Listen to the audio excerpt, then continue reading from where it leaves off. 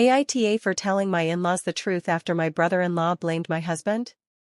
This happened about 5 years ago, but it's something I've always wondered about. My brother-in-law, my husband's sister's husband, came to stay with us for a few days. He's always been pretty reserved and, if I'm honest, not always the most truthful person. One night, he and my husband had been drinking while I was in another part of the apartment. At some point, my brother-in-law admitted he'd been in love with my husband for years. He also confessed that whenever his wife traveled for work, he'd cheat on her with other men. The next morning he packed his bags, left without saying goodbye, and didn't say another word about what had happened. We assumed he'd regretted what he'd told my husband.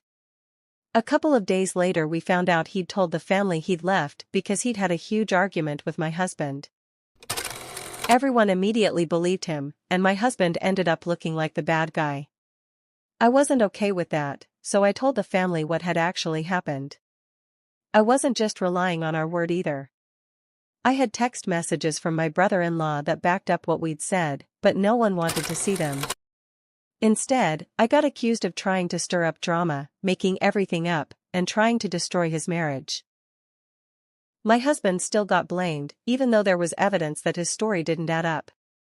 The fallout has affected our relationship with that side of the family ever since because they still believe my brother-in-law's version of events. Sometimes I wonder if I should have just kept my mouth shut and let everyone believe my husband was at fault instead of trying to defend him. Ida?